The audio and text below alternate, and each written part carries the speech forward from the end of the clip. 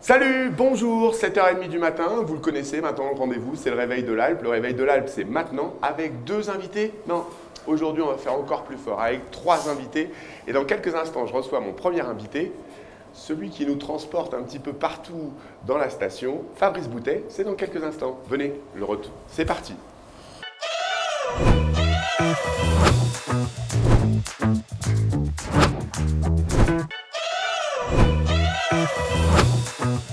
Bon, je vous le disais il y a quelques instants, aujourd'hui je reçois Fabrice Boutet. Bonjour Fabrice. Bonjour. Je suis super content de te recevoir ici. Bon, grâce à toi, en fait, on peut se balader un peu partout dans la station puisque tu représentes SATA Group. Tu es plus que tu représentes, tu es le patron de SATA Group. Et E.ON, alors c'est quoi? Parce qu'on voit fleurir aussi E.ON à côté. SATA Group et E.ON, c'est... Alors SATA Group, bah, c'est tout le côté institutionnel de l'entreprise, pour les banquiers, ainsi de suite, pour tout ce qui est impôts, pour tout ce qui est factures et autres, toutes les bonnes nouvelles. Ça, c'est SATA Group, c'est l'entreprise pure et dure. Mais E.ON, c'est notre marque label. Notre marque label, c'est une marque qui nous réunit tous sur les 3 domaines que nous sommes, l'Alpe d'Huez, les 2 Alpes et la Grave. On leur fait un coucou, ils sont en face. Ils sont juste de l'autre côté, ouais. Tout va bien. Et en fait, l'histoire a été de dire quel lien on va être capable de créer entre toutes nos équipes, sachant que quand vous êtes à l'Alpe d'Huez et vous parliez des 2 Alpes, il y a encore quelques années, il y avait une certaine opposition. Aujourd'hui, puis la Grave était peut-être un petit peu mis de l'autre côté du Lotaret, donc aujourd'hui, on est vraiment sur un travail. On génère toutes les énergies ensemble et on voilà. Ramène. C'est notre lien, c'est une marque label, c'est une exigence que l'on s'est donnée à l'entreprise pour essayer de monter notre niveau d'excellence pour l'Alpe d'Huez, pour les 2 Alpes et pour la Grave. D'accord. Bon, on sait aussi que c'est une année un petit peu particulière. On a dû faire des efforts parce que, en ce moment, il faut faire attention aux économies d'énergie, etc. Tu nous as beaucoup rassurés en début de saison. Tu nous as expliqué que tout fonctionnerait, que tout fonctionne, et c'est le cas. Alors, tout fonctionne. On a eu un petit problème sur le DMC. Évidemment, quand on dit tout fonctionne, il nous arrive un petit problème. On a eu un problème sur le DMC avec un petit départ d'incendie. Mais bon, ça y est, les choses sont réglées et vont se régler. On a véritablement toujours respecté les temps de transport sur chacune de nos remontées mécaniques, en fonction de la fréquentation. Bien sûr. Alors après, on parle remontée mécanique, mais est-ce que dans tes équipes aussi, c'est vous qui avez la gestion pour que les pistes soient bien prêtes, pour que la sécurité soit présente? Alors SATA Group, en fait, c'est 100% du domaine skiable. C'est les remontées mécaniques et toute la maintenance qui va avec et tout le contrôle qui va avec. C'est la sécurité des pistes, donc c'est toutes les équipes de pisteurs. C'est la neige, donc c'est les usines à neige avec toute une équipe pôle neige. C'est aussi toute la partie damage qui est vraiment fondamentale et je crois qu'on peut... Toutes ces équipes-là, on peut les remercier. Moi aussi, je les applaudis parce que franchement, depuis le début de la saison, avec le peu de neige qu'on a, j'ai le sentiment qu'on a un domaine à la hauteur des ambitions et surtout à la hauteur de l'attente de nos clients. Et ensuite, c'est tous les supports que l'on peut avoir, les ressources humaines, la finance, le commercial et le marketing. Et là aussi, le commercial a fait un excellent travail puisqu'on a une vraie belle progression de chiffre d'affaires liée au long séjour et au séjour moyen. Donc, c'est véritablement des gens qui sont venus par fidélité dans la station. Et une communication moderne, l'appli de l'Alpe d'Huez qui est l'appli où on sait tout en fait. Alors on sait tout et on va la changer. Ouais. Évidemment, oui, quand ça marche à ce moment-là, il faut que ça change, c'est en pleine évolution. Mais on a été encore plus loin et donc la nouvelle appli va commencer normalement dès l'été. Et pour avoir cet hiver, 100% d'une nouvelle appli qui va aller beaucoup plus loin, même sur des infos, il y a du monde là, allez là-bas, la neige est dure, prenez plutôt un versant sud. Vous allez faire presque notre GPS pour qu'on gagne du temps, etc. On va essayer de travailler cela avec toute cette notion pour donner à chacun l'envie et l'information immédiate. Bon, là, on a parlé beaucoup boulot, maintenant on parle de toi. Oh bah on peut, ouais. Bon, allez, pour parler ça de toi, risque d'être plus rapide. Mais... Non, juste pour te détendre, je t'offre, je sais que tu l'as déjà, mais je t'offre le bracelet de la bonne humeur à faire passer la bonne humeur de tout le monde. On essaie. Je te confirme que moi aussi, je fréquente de temps en temps les remontées et qu'on est toujours super bien accueillis, et que les gens sont très souriants et que c'est très agréable. Je vous remercie pour nos équipes. Non, mais c'est vrai. Donc, je disais, parlons un peu de toi. Alors, moi, j'aime bien poser cette question. Ton premier pas à l'Alpe d'Huez, ta première heure, comment ça s'est passé? C'était quand? C'était pourquoi? C'était comment? J'ai un vague souvenir. Maman me montre encore des photos, j'avais 5 ans, Ah ouais. j'étais sur les closes, donc j'ai toujours cet anorak bleu clair qui serait vraiment ringard aujourd'hui. Et elle a toujours cette photo et elle me le montre quand même si elle a 88 ans, elle continue à dire « rappelle-toi ». Donc moi je suis arrivé à l'âge de 5 ans sur l'Alpe d'Huez, et après j'ai suivi le chemin normal de la course, des compétitions, puis ensuite le monitorat de ski où je me suis arrêté en tant que stagiaire parce qu'après il a fallu que je parte et pour les études et parce que je suis rentré dans le sport de haut niveau en athlétisme. Et, en athlétisme, avec quelle spécialité? Vas-y, dis-moi, ça m'intéresse. Le 100 mètres et le 200 mètres et le 4x100. Oui, voilà. Donc complètement basculé par le hasard. Ton meilleur temps sur 100 mètres? 10,34. Waouh, 10,34, bravo. Ok, je ne savais pas ça. Si. Très bien. Donc, arrivé à l'Alpe d'Huez, enfant, découverte du ski, etc. Voilà. Et puis, le retour alors, parce qu'après les études, il a fallu revenir ou finalement, tu as Non, j'ai fait toute ma carrière. J'ai toujours été là tous les week-ends, toutes les vacances, mais j'ai fait toute ma carrière dans l'industrie en tant que directeur commercial dans une très grosse entreprise qui s'appelle Tarkett Sommer, d'ailleurs du groupe Sommer Libert qui était à Grenoble. Ensuite, j'ai été directeur général du groupe SIAD pendant 12 ans et après directeur général du groupe Aldès pendant 5 ans et j'ai rejoint l'Alpe d'Huez. Donc j'ai fait vraiment toute ma carrière professionnelle dans le commerce et dans l'industrie, dans le monde de la climatisation aussi, donc un petit peu dans la qualité d'air, donc ça tombe bien, je retrouve des points communs, mais surtout derrière, après, l'opportunité a fait que je puisse revenir ici. En fait, la boucle est bouclée. Je suis arrivé à l'âge de 5 ans et là, j'espère pouvoir finir ma carrière ici. Ah, je te le souhaite. Dans le tout dynamisme possible. Je te le souhaite. Bon, donc l'Alpe d'Huez, c'est beaucoup de ski, c'est vraiment beaucoup de ski. Et je crois que même les skieurs de haut niveau, ça t'intéresse. Je sais que dans tes métiers précédents, tu as été partenaire, tu as sponsorisé des gens d'ici. Tu m'expliques un peu tout ça? J'ai toujours fait de la compétition, j'ai été sportif de haut niveau, hélas pas en ski, mais c'était l'opportunité qui a fait que je suis parti sur le sprint parce que quand j'étais à l'INSEP, quand j'étais à l'UREPS, pardon, le ski a été supprimé en option. T'étais où à l'UREPS? J'étais à l'UREPS de Paris. D'accord, à la Crotelle? Paris 5, ouais, à la Crotelle. Non, moi aussi. Voilà. Dis donc, on a fait la même. C'est rigolo. Voilà, à Paris 5. Super. Et on m'a fait la proposition de rentrer dans le sprint pour voir un peu comment j'allais vite, puisqu'on fait toutes les épreuves, comme tu le sais. Oui. Et puis ça a marché tout de suite et en très peu de temps, j'ai eu la chance de rejoindre les équipes de France. Mais j'ai toujours gardé le ski en ligne de mire. Et à un moment, il y a eu plusieurs rencontres. Il y a eu Sandrine Bailly, quand j'étais chez SIAT en biathlon, qu'on a aidé. Ensuite, évidemment, un enfant de la station qui est assez magique, qui est Gauthier de Tessières. Exact. Et là, on s'est rencontrés et on a travaillé ensemble et on l'a sponsorisé. On a travaillé vraiment dans très grande proximité tous les deux. Pas sur la partie technique, il en sait plus que moi, mais sur d'autres parties un petit peu qui font qu'un sportif est complet quand il a un environnement qui est bienveillant autour de lui. Et donc, il a été vice-champion du monde. Ça, c'est la plus belle chose aussi. Et puis, on a continué, là maintenant, avec Satage, continue avec Thomas Lardon, qui est en équipe de France, avec Samuel Eki, qui fait partie de nos équipes, qui est quand même champion du monde de ski d'alpinisme. Donc, on a pris la décision de dire, Samuel, il faut que tu te concentres, comme il voulait se concentrer sur les JO, tu te concentres sur les JO, et nous, de notre côté, on te sort de l'effectif, mais on va t'aider à la hauteur de ton salaire en termes de partenariat et de sponsoring. Et puis enfin, Florent Joigny, qui fait du vélo handisport, alors qui est multi-champion olympique, multi-champion du monde, multi-champion de France, multi-champion d'Europe. Il est multi-beaucoup de choses, et c'est vraiment un état d'esprit qui est fondamental. Donc en fait, l'idée, c'est d'avoir le sportif de haut niveau, mais l'état d'esprit qui va aussi et qui colle avec les valeurs de l'entreprise. Donc l'amour de la montagne, l'amour du partage, l'envie de faire grandir la station, l'envie de faire évoluer la station. On sait qu'il y a quelques travaux qui se font et et on sait que tu es là derrière, enfin que vous êtes là tous derrière pour accueillir de plus en plus de monde aussi sur les remontées. Le gros projet qui peut nous arriver bientôt? Alors le gros projet sur l'Alpe d'Huez, c'est plusieurs gros projets. C'est que en fait on travaille sur trois domaines. On travaille sur la notion de fluidité, de flux et de modernisation. La fluidité, c'est comment on va extraire nos clients le plus rapidement possible des pieds de station. Et ça, c'est super important. Donc toute la réflexion qui est en train d'être menée aujourd'hui, c'est de dire à quelle vitesse on va pouvoir faire que les gens vont tout de suite faire du ski. Donc là, il y a déjà plusieurs propositions. Il va y avoir le loup blanc, le lièvre blanc. On va retravailler toutes les cabines du DMC, donc un DMC tout neuf, puisqu'on a déjà fait toute la ligne électrique et autres, même si elle nous a fait un peu défaut cette semaine. hélas, mais un DMC tout neuf, revu les gares et tout. Donc ça, c'est le grand projet. Et puis ensuite, travailler sur tous les secteurs d'altitude, puisque on a la chance d'être d'une station d'altitude, et donc il va falloir qu'on soit encore beaucoup plus, j'allais dire, beaucoup plus incisif sur la notion de travailler notre altitude. Donc ça, ce sont tous les gros projets qui sont mis en place. Et puis, on a la naissance de l'US Express cette année. On a la naissance aussi, donc après, de l'urbain, on va dire l'urbain, je vais l'appeler comme ça, même s'il y a des pistes en dessous, c'est de dire de donner la possibilité aux piétons et à tout le monde de rejoindre le plus vite possible aussi les fonds de neige sans avoir à prendre leur voiture.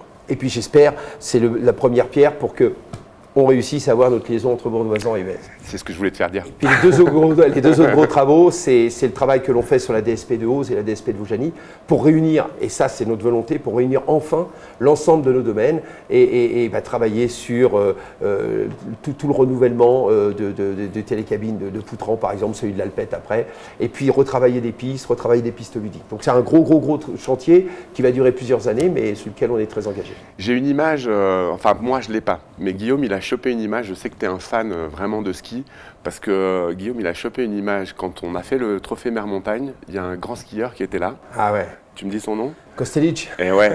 Et je voulais que les gens ils regardent cette image, là, regardez chez vous, tu es un vrai fan. Hein. Je ne sais pas si tu te rappelles de ce moment. On s'est rencontrés comme ça. Et tes yeux, tu avais des yeux de bébé, des yeux de gamin. Je ne pouvais rien faire autrement, je l'avais rencontré sur des courses, mais là... Il était devant moi. Et il a été adorable, il a été super accessible pendant tout ce Mer-Montagne et c'était vraiment très sympa de l'avoir. Bon allez, c'est bientôt terminé, enfin en tout cas j'ai d'autres invités qui arrivent juste derrière. On a toujours un petit jeu, c'est toujours le même. Je suis inspiré par la cheminée qui est juste derrière toi. Je te dis un mot, il faut que tu me donnes le titre de la chanson. Le feu. Monter le son des guitares, moi je dirais... Allumer le feu. Allumer le feu. Hey, merci. J'étais avec Fabrice Boutet. On a passé un super moment. On a appris plein de choses. On se retrouve juste après. On dit au revoir aux gens qui sont là, Fabrice. Salut, ils sont tous là. Au revoir les gens. Et que la bonne humeur soit avec vous. À bientôt.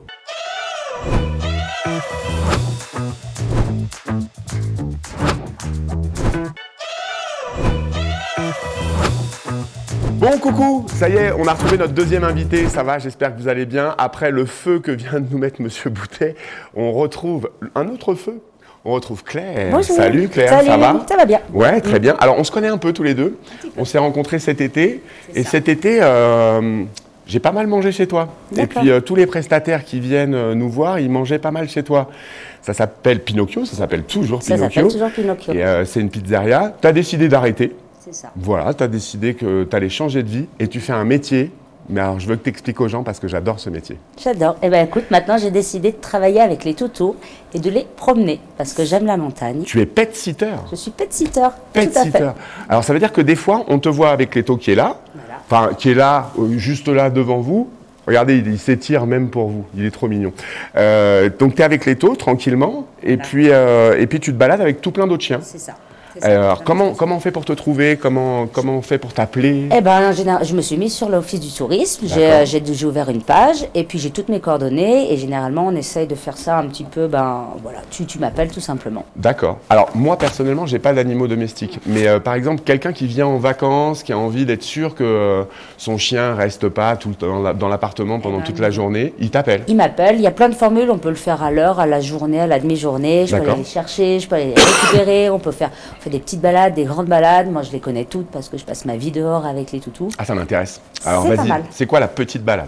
La petite balade, après, tu as le panoramique qui est tout bête, où tu peux avoir la belle table de rotation juste au bout, là, sur le panoramique, sur le Signal, où tu as une vue après super qui surplombe tout le Bourg-d'Oisan. Et c'est assez joli. Grande balade, tu peux aller dans les gorges de Sarenne, en passant par l'Altiport. Là, même avec les tout petits chiens? Même avec les tout petits chiens. Ça court, ces petites bestioles. Ouais, c'est pas mal. Et alors, comment tu fais? Parce que, ton Leto, il te suit au doigt et à l'œil, etc. Là, c'est des chiens qui t'appartiennent pas. Alors, est-ce qu'il faut que tu les tiennes en laisse? Est-ce que finalement... Ça dépend. Ça dépend des toutous, ça dépend des patrons, ça dépend un petit peu comment réagissent les animaux. Généralement, ça se passe plutôt bien. Ben, c'est vrai. J'avoue que je te vois passer de temps en temps devant ma maison et je vois que des fois, tu as une troupe. C'est ça. Et tout va bien. Jusqu'à combien tu peux en recevoir Moi, je vais pas très loin. Je vais jusqu'à 5 toutous pour qu'ils soient tous bien et que tous soient en sécurité. Tu as déjà des habitués? Oui. Alors vas-y, dis-nous les petits noms des petits chiens que tu adores Twix, avoir. Twix. c'est mon petit Twix, c'est mon chouchou celui-là, c'est mon petit chihuahua. C'est une quelle sorte, quelle race? C'est un chihuahua, donc tu as le gros et le minus. Oui, d'accord. C'est pas mal. Et puis après, tu en as une autre, c'est Noula. C'est les deux que j'ai le plus souvent. Noula, c'est une toutounette, c'est une border et on adore courir tous les trois, c'est cool. C'est des enfants de l'Alpe? C'est des enfants de l'Alpe. Ah, d'accord. Voilà. Et voilà. Très bien. Bon, écoute, donc on sait un petit peu pas mal de choses sur toi. Et toi, à titre personnel, même quand tu n'as pas les toutous, quand tu te balades dans l'Alpe d'Huez, c'est quoi ton endroit préféré où tu aimes te poser? Est-ce que c'est en station pour regarder les gens? Est-ce que c'est quelque part sur un rocher avec une vue fantastique? Vas-y, donne-nous tes bons plans, presque le point GPS, je veux. C'est plutôt là où il n'y a personne, plutôt au bout de la route de Sarenne. Vers Pierreronde, après Pierreronde un peu plus loin où tu surplombes un petit peu les gorges, où tu as une belle vue, où tu vois le petit village d'Huez et tu as une vue un peu dégagée et là tu te sens un petit peu seul. Accessible à pied? Accessible à pied, facile. Facile, tu prends sur la route de l'Altiport et tu marches et puis tu verras vite tu sors un petit peu des remontées. Et tu crois que si on prend le pique-nique, on peut même carrément se poser, pique-niquer, on est face au soleil? On est face au soleil et c'est pas mal. Ouais, face au soleil. Ouais, ok, super. Bon, Claire, aujourd'hui, c'est une journée un peu particulière. Vous le savez aussi à la maison, parce qu'aujourd'hui, c'est une journée particulière. C'est la journée de l'amour. C'est l'amour? Oui. Alors, aujourd'hui, les gens, on va se balader avec la brigade de la bonne humeur et on va leur donner comme ça des petits bracelets fluorescents. D'accord. Alors, il y aura les rouges okay. pour les gens qui sont déjà amoureux et qui annoncent qu'ils sont déjà amoureux. Il y aura les oranges pour ceux qui ne savent plus trop où ils en sont. D'accord. Hein, ça arrive de temps en temps de ne pas savoir où on en est. Et il y aura, oui, c'est vert. Ok, c'est pas jaune, c'est vert. Et il y aura les verts pour ceux qui éventuellement veulent trouver l'amour à l'Alpe d'Huez. D'accord. Je t'en propose un? Ouais, moi je vais prendre le rouge. Tu vas prendre le rouge? Bon, alors je te donne le rouge, c'est ton rouge. Alors ce soir, grâce à ce bracelet, en fait, les gens qui vont venir nous rejoindre à la patinoire, si vous avez ce bracelet fluo comme ça, peu importe la couleur, hein, vous venez avec la couleur que vous voulez, vous ne payez pas l'entrée de la patinoire et vous passez une soirée sympa. On va jouer de la musique un peu lunch, un peu love, un peu tout ça. C'est sympa. Bah ouais, je pense que ça peut être pas mal. Cool. Et puis pour ceux qui ont des enfants, mardi soir à 18h, juste à côté dans la salle des Grandes Rousses, là c'est le spectacle pour les enfants. Et donc ça c'est le programme pour vous qui êtes en vacances pour ce mardi. Revenons maintenant un petit peu à nous, un petit peu à toi. Dans ta nouvelle activité, est-ce que tu découvres un petit peu des endroits justement grâce aux animaux? Est-ce qu'il y a des choses que tu n'avais pas fait? Vas-y, tu redécouvres. Je redécouvre l'Alpe, je redécouvre les endroits où il n'y a personne, les endroits de nature, comme dans les gorges de Sarenne, comme le petit village d'Huez qui est super joli, qui est un peu plus accessible cette année. Parce qu'avec cette nouvelle remontée qui est super top, qui est vraiment... C'est vrai. Ouais, donc ça nous permet de faire des belles balades, des belles boucles, de monter, de redescendre. Des endroits un petit peu plus nature et très montagne, qui sont très jolis. Bon, et maintenant que tu n'as plus de restaurant, tu manges où? Je mange où? C'est dur ce que je te pose comme question, parce qu'il y a les copains. Et il ne faut pas vexer les copains. On mange beaucoup à la maison. On mange beaucoup à la maison parce que justement, je crois que j'ai trop mangé dehors. Et j'aime bien manger dans ma maison. Ouais, en fait, nouvelle vie, plus apaisée, plus tranquille. Ouais. Plus en raccord avec la nature aussi. Complètement. D'accord. Voilà, tu sais, moins d'effervescence et plus de nature et voir un retour un peu à l'essentiel. Tu es notre nouvelle observatrice. Tu observes tout ce qui se passe. Voilà. Ça va pour l'instant? Les gens sont sympas? Les gens sont contents, les gens sont sympas. On a la chance d'avoir une station en haute altitude. Donc je pense qu'on s'en sort pas trop mal. C'est vrai. Et je crois que c'est assez chouette. Et dans le cadre de ton boulot, on va dire quelque chose aux potes qui ont des petits chiens. Pensez, ou des gros chiens. Pensez... Vas-y, dis-moi. Je crois qu'il y a un petit ustensile qu'il ne faut jamais oublier. Jamais oublier le petit ustensile. Moi, je veux le faire voir en vrai à la maison. Voilà. Voilà. Regardez, si jamais vous n'en avez pas, voilà, on en distribue. Il y en a pour mettre après dans les poubelles. C'est important parce que comme ça, vous savez, les enfants, ils jouent en fait dans les espaces de neige qui sont encore prêts. Et c'est plus sympa quand il n'y a pas les crottes des chiens. C'est beaucoup plus sympa. Donc je pense qu'il faut quand même y penser. Donc on le dit 2 fois. Surtout, n'hésitez pas, servez-vous de la petite pochette pour ramasser les crottes de vos chiens. Voilà. On va appeler les choses par leur nom. Hein. Voilà, c'est exactement ça. Alors sinon aussi, tu sais, à l'Alpe d'Huez, il y a une vie pas mal nocturne, etc. Ça chante, ça danse. Les animaux, par exemple, le soir, quand ils entendent toute cette effervescence, ils restent tranquilles, ils bougent pas, ouais, ça va, tout va bien. On les embête pas, quoi, en fait. Non, on les embête pas. Donc on peut continuer à faire la fête à l'Alpe d'Huez. On peut continuer à faire la fête. Ça c'est bien. Qu'est-ce que je voulais dire? Je voulais dire aussi un truc assez important, c'est que dans cette nouvelle façon de faire de l'animation, d'aller loin, etc., nous, on travaille pas mal sur les réseaux sociaux. Est-ce que toi, par exemple, on te trouve sur les réseaux sociaux? Alors, j'ai Facebook, oui. Ouais. Et sous le nom de Promenalp. Promenalp. Promenalp and Dog. Promène, P-R-O-M-E-N-E, apostrophe Alp, and Dog. D'accord. Et là, donc, du coup, on se retrouve aussi par là. Bon, j'avais pas besoin parce que tu étais déjà très à l'aise, mais ça me fait vraiment plaisir de t'offrir le bracelet de la bonne humeur. J'espère que tu le porteras tout le temps. Tout le temps. Je n'en aurai plus jamais. C'est très bien. En plus, elle le met côté cœur, côté de la main gauche. Voilà, c'est ça. Super. Bah, c'est la journée. C'est la journée. C'est la journée de la Saint-Valentin. Bon, je vais pas te proposer de danser un slow. Non, ça va. Hein, non, on va pas danser un slow. En revanche, on a un petit jeu. On a un petit jeu très sympa qu'on fait un peu avec tout le monde. L'idée, c'est que je vais te donner un mot. Et il faut que tu me trouves une chanson qui contient ce mot. D'accord. D'accord. Bon, attends, je cherche dans ma mémoire. Je dirais musique. Quand la musique est bonne? Mais c'est qui celui-là? C'est Jean-Jacques Goldman. Alors vas-y, on chante. Bam, bam, bam, bam, bam, bam. Moi j'ai fait la guitare, c'est toi. J'ai trop saigné sur les Gibson. Mais ouais, elle est là, bravo Claire, merci, elle a chanté avec nous. On a une autre dernière tradition, Claire. Ouais. C'est que quand on dit au revoir aux gens, on regarde à peu près la caméra qui est par là, on monte du doigt et on dit que la bonne humeur soit avec vous. T'es prête? 1, 2, 3. Et que la bonne humeur soit avec vous. Salut, on se retrouve demain. Demain, c'est mercredi, c'est le ski show. Et le ski show du mercredi, il ne faut pas le rater. Je recevrai donc un moniteur de l'ESF demain. Allez, ciao, à bientôt.